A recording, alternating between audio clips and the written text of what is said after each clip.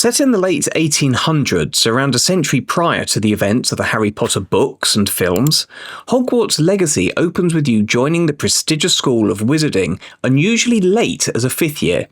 It certainly hits the ground running as, before the first day is over, you witness several unfortunate deaths and get embroiled in a secret mission with Professor Fig to get to the bottom of a secret plot to utilise a form of powerful magic that's been hidden away for years. This serves to be the main storyline in a game that soon opens up into a full open-world adventure, with several side quests, Hogwarts itself and its surrounding towns and hamlets to explore.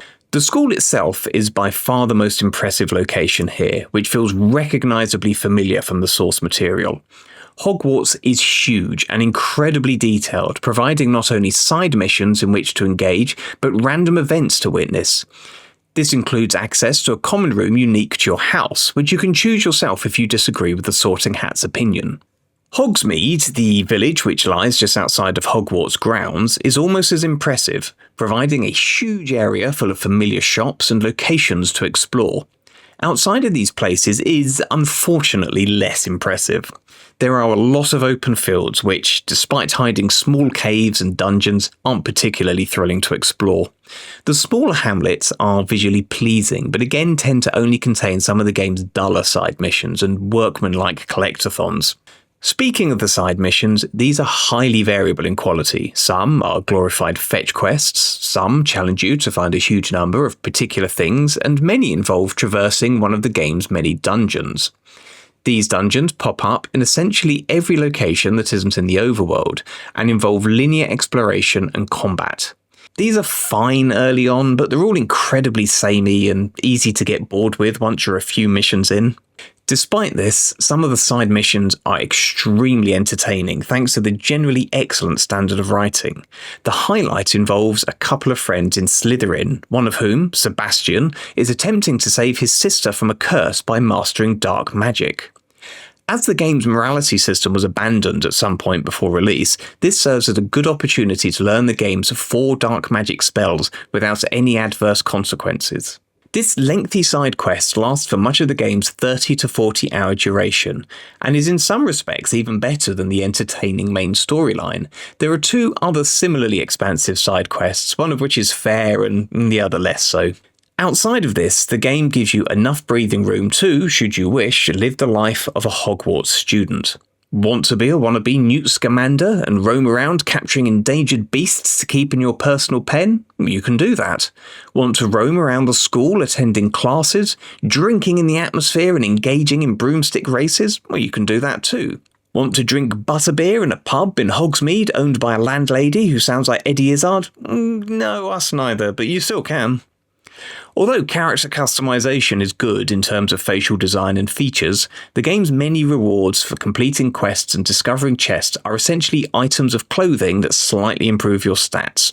Putting aside the fact that almost every item of clothing looks absolutely horrendous, we alternately shuffled around in a Quidditch outfit and a Victorian swimming costume, as though were the only 2 outfits that didn't make our eyes bleed. This loot mentality is made infuriating by the miserly lack of inventory space, and the sheer crapness of the interface through which you have to perpetually change clothes and transmogrify them to not look shit. Speaking of the interface, you have the option to keep 4 lots of 4 spells in a quick access wheel. The problem lies in the fact that you soon unlock more spells than you have slots for. The problem lies in the fact that you soon unlock more spells than for which you have slots, and the game's many environmental puzzles expect you to constantly switch between them. The visuals are largely glorious, but there's an annoying haze that's perpetually present, which really dampens the overall effects. The voice acting is also absolutely superb, but some of the voice actors have very obviously been cast as multiple characters, as they sound noticeably and distractingly similar. Hogwarts Legacy makes a few mistakes, but overall achieves what it sets out to do, in that you get the opportunity to attend Hogwarts, learn spells, fly broomsticks, embark on a huge adventure, and practice your spellcasting on the local cat population by sending them pinging off the walls into the distant horizon. With the sheer quality of the open world on offer, along with the faithful design and writing, not to mention judicious application of the corrective community mods available for the PC version, these flaws are largely overcome. Hogwarts Legacy is comfortably the best way to live out your Harry Potter fantasies, and one that's worth the time of any fan of the source material. So, summarising the pros, the glorious art and music, spirited voice acting, the design is faithful to the source material, there's a very engaging story, Sebastian's side missions are a highlight, and of course the unofficial cat-launching side activity. As for cons, well, the dungeons are samey and quickly get repetitive.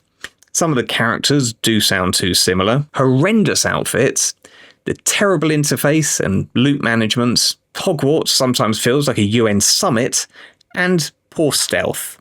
Overall though, we're giving the game 82%, which on our review scale is very good.